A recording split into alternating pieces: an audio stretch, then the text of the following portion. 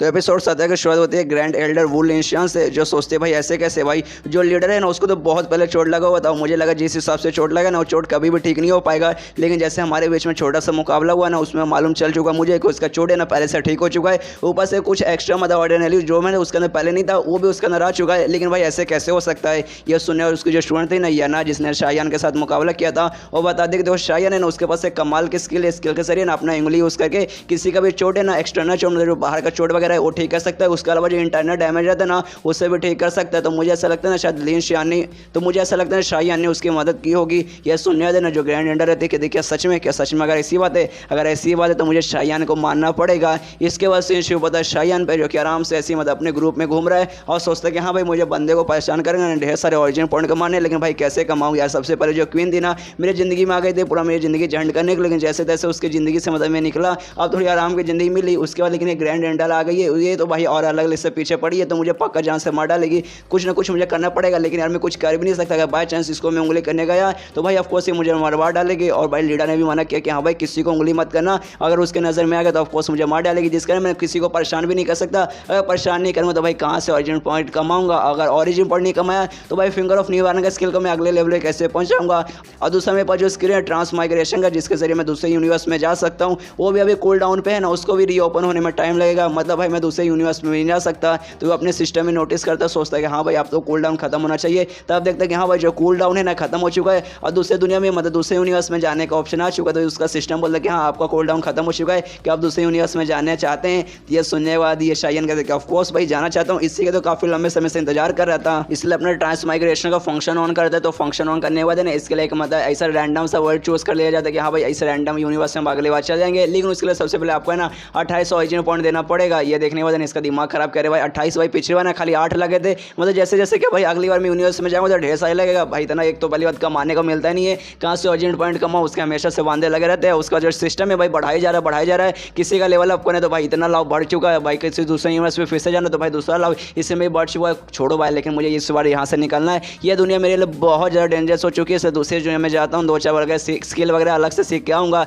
इसे उसे ऑन कर देता है, दूसरी दुनिया में जाने के लिए वहाँ से निकल जाता है। उसके बाद सीन शुरू होता है उसी दुनिया में जहाँ एक देश के बारे में बताया जाता है जिसका नाम है क्यूमिंग। जो देश है ना काफ़ी लंबे समय से ना आज़ाद था, काफ़ी ज़्यादा अच्छे खुशी से रहता था, लेकिन टेक्नोलॉजी में ज़्यादा आगे नहीं था, क्योंकि जो उनका है ना हमेशा मैजिकल पावर वगैरह में और मटेरियल आर्ट्स में यानी कल्टीवेशन में, लड़ाई वगैरह में ज़्यादा ध्यान देता था। और उसी कारण वो टेक्नोलॉजी में कभी भी आगे नहीं बढ़ पाए। वो लोग हमेशा ना अपना मटेरियल आर्ट पर ध्यान देते थे, उस पर ज़्यादा मतलब वो लोग फोकस कर देते और टेक्नोलॉजी पर लगभग ना के बराबर उन्होंने ध्यान दिया। लेकिन ऐसे ही चलता रहा। लगभग 10 साल पहले एक दूसरा देश जिसका नाम है लिंग यान वो आया और कमाल के टेक्नोलॉजी उसके पास थी, बंदूक वगैरह और एडवांस वेपन लेकर आया और इस देश पर उसने कब्जा कर लिया और इसके देश वाले उसे रोक भी नहीं पाए। और लगभग 10 साल से उस देश ने इस पर कब्जा किया है और यहाँ आने बाद इनका रूल वगैरह चेंज किया, इन पर हुकूमत लगाया, यहाँ के लोगों को गुलाम बनाया और इनसे ढेर सारा काम वगैरह करवाया। उसको तो हमें दिखाया जाता है इस दुनिया का शायान, जो कि इस दुनिया का मटेरियल आर्टिस्ट है, जो कि सच में बहुत ज़्यादा पावरफुल है। करंटली डिवाइन फिश नाम का एक क्लब है, वहाँ पे वो लीडर है। जो क्लब है इस क्लब ने कमाल के फिश से रिलेटेड यानी हाथ से रिलेटेड कमाल की मदद स्किल वगैरह सिखाया जाता है। और मटेरियल आर्ट बोला जाऊँगा तो सही जो लड़ाई वगैरह जो आर्ट रहता है, जो मैजिकल पावर रहती है ना, उसी को मटेरियल आर्ट कहा जाता है, जिसमें कंफ्यूज होने की कोई जरूरत नहीं है। तो जब मैं मटेरियल आर्ट बोलूँगा समझिए किसी स्किल के बारे में, किसी मैजिकल पावर के बारे में बात कर रहा है। तो यहीं पर जो फिश का जो मटेरियल आर्ट है ना, ये उसका मतलब लीडर था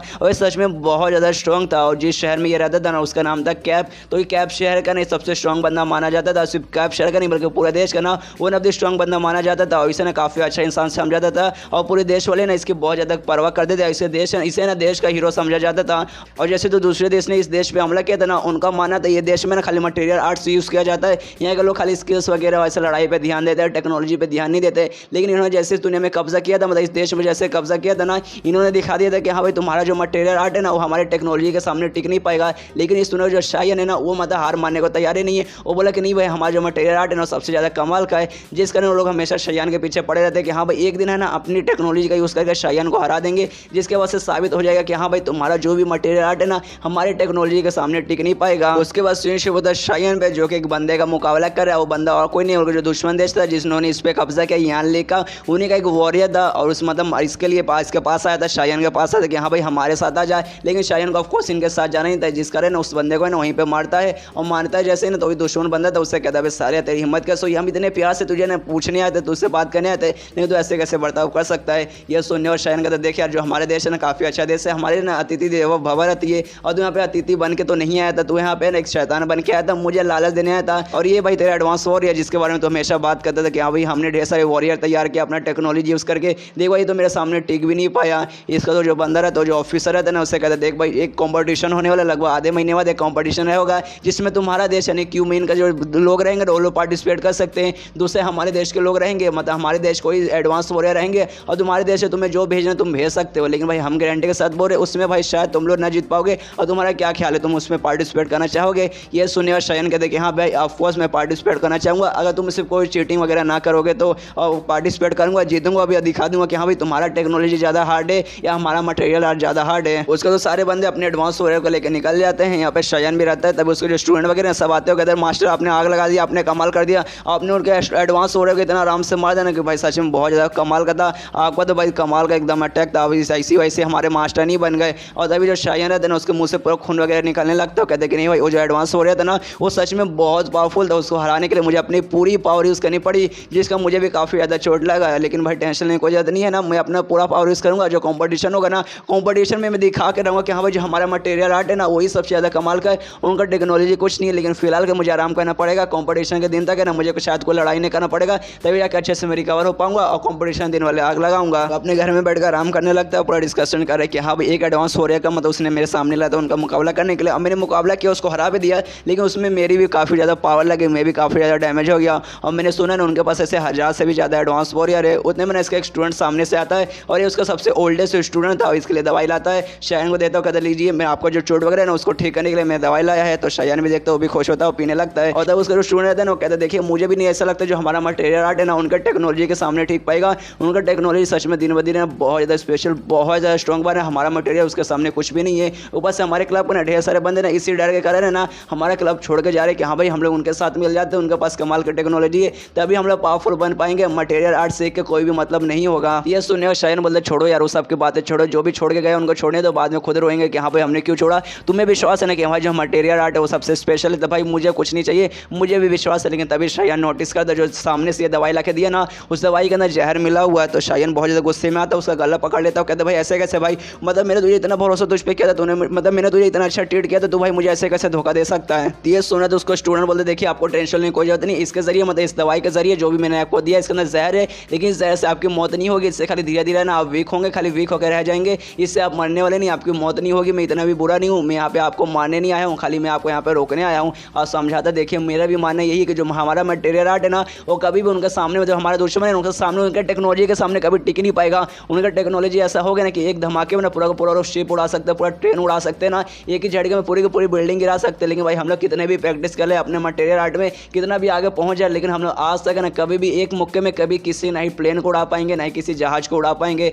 मतलब आपको समझना चाहिए कि हाँ भाई हमारा मटेरियल आर्ट टिक नहीं पाएगा, और ये बात आपको भी समझना चाहिए कि हाँ भाई हमारा मटेरियल आर्ट इनके सामने टिक नहीं पाएगा, जिस कारण हम लोग भी है ना इनसे पीछे हट जाना चाहिए और अपनी जिंदगी ना आराम से शांत भरे मतलब आराम से ऐसे जिंदगी जिए, ना कि उनसे जाकर दुश्मनी मोल ले। तभी यहाँ पे वही ऑफिसर आता है जिसके एडवांस वॉरियर को मार के शयन ने पहले से भेजा था। वो आते ही ताली बजाता है, कहता है कि हाँ बच्चा तू कमाल का यार, तू सच में बहुत ज़्यादा स्मार्ट है, तुझे मालूम है कि हाँ भाई दुनिया कैसे काम करते हैं, तेरा जो मास्टर है एक नंबर का बुद्धू है, अपने मास्टर को तो क्यों नहीं समझाता कि हाँ भाई हमारे सामने हार मान जाए, हमारे सामने खड़े होने की उसकी कोई जरूरत नहीं है। और ज़्यादा शयन का बस अपना बंदूक निकाल लेता है, सीधा तान लेता है, कहता है कि हाँ भाई सरेंडर कर दे। लेकिन शयन बोलते कि नहीं भाई नहीं करूँगा, भाई कुछ भी उखाड़ ले मैं नहीं करूँगा। ये सुनने के बाद ना उस बंदे को बहुत ज़्यादा गुस्सा आ जाता है, ऑलमोस्ट फायर करने वाला रहता है। नहीं तभी ना शयन का स्टूडेंट रोक लेता है, कहते कि नहीं फायर करने की कोई जरूरत नहीं है, मेरे मास्टर थोड़े से ऐसे इनका दिमाग थोड़ा सा कम चलता है, आपको टेंशन लेने कोई जरूरत नहीं है, खाली एक दिन का, बस एक दिन का और मौका दीजिए, जब तक खाली आप इनको जेल में बंद कर दीजिए, वहाँ पे जाऊँगा मैं इनको समझाऊंगा, मैं गारंटी के साथ बोल रहा हूँ समझ जाएंगे, आपको टेंशन लेने की कोई जरूरत नहीं है। ये सुनो तो बंदा बोलता अच्छा ठीक है इसको जेल में भेज दो, और जेल में जाने के बाद ना तो इसको आराम से समझा, अगर नहीं समझा तो भाई मैं इसको जहाँ से मार डालूंगा।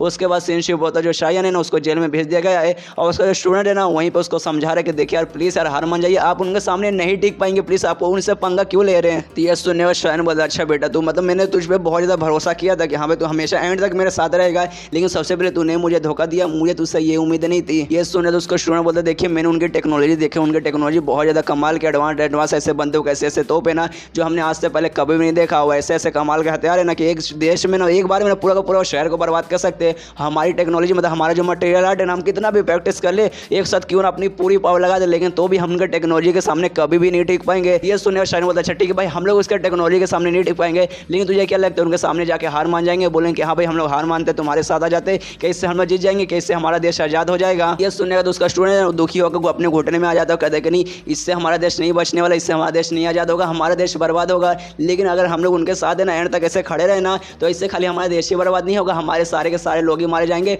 फ्यूचर में चल के हमारे पूरे खानदान का, हमारे पूरे क्लैन का ना नामो निशान मिट जाएगा। लेकिन अगर हम लोग उनके सामने हार मानते हैं ना, जिसके ना कम से कम हमारा खाली देश बर्बाद होगा, हम लोग बर्बाद नहीं होंगे, आगे चल के हमारे फ्यूचर जनरेशन आएंगे ना, वो लोग काफ़ी आराम की ज़िंदगी जिएंगे, जिसका ना हमें हार मान लेना चाहिए। यही मैं आपको मतलब समझाना चाहता हूँ। आप अगर जिंदा बच गए ना, आगे चल गए ना कोई इनडायरेक्ट तरीका ढूंढ के ना हमारे दुश्मन को हरा सकते हैं। लेकिन ऐसा मत कीजिए, अगर आप ऐसा करेंगे तो सीधे सीधे आप और लोग ना आपको जान से मार डालेंगे। ये सुनने के बाद ना शायन कहते देखे यार, तुझे अभी तक समझ नहीं आया क्या यार, तुझे सच में लगता है कि मैं ऐसा बंदा कि उनके सामने मतलब हार मान जाऊंगा, उनके सामने मैं अपने घुटने टेक दूंगा। अगर तुझे ऐसा लगता ना तो तुझे एकदम गलत लगता है। कुछ भी हो जाए, भले ही मेरी लोग मरेंगे, भले ही मेरा देश बर्बाद होगा, तो भी मैं कभी भी हार नहीं मानूंगा, उनके सामने मैं कभी घुटने नहीं टेकूंगा। भले ही भाई मैं मर जाऊंगा, लेकिन तो भी मैं अपना घुटना बिल्कुल भी नहीं टेकने वाला हूं, उनके सामने मैं कभी भी हार नहीं मानूंगा। ये सुनो उसके स्टूडेंट बोलते देखिए आपके दिमाग में अभी भी मेरी बात नहीं घुसती है, लेकिन मैं अभी यहाँ से जा रहा हूँ, आपके पास है ना एक रात और भी सोचने का मौका, आराम से सोचिए। कल मैं फिर से आपके पास आऊँगा आपको मनाने के लिए। इतना बोलना तो वहाँ से निकल जाता है। शायद यहाँ पे बैठा रहता है, तभी ना अपने जेब में से एक चाबी निकालता है और सोचता है कि नहीं भाई अब यही एक मौका है, मतलब यहाँ पे या तो आर होगा या तो पार होगा, मुझे इनके हाथों द्वारा नहीं मानना। अगर मैं यहाँ पे अगर जिंदा रहूँगा तो लोग फोर्स मुझे मार डालेंगे।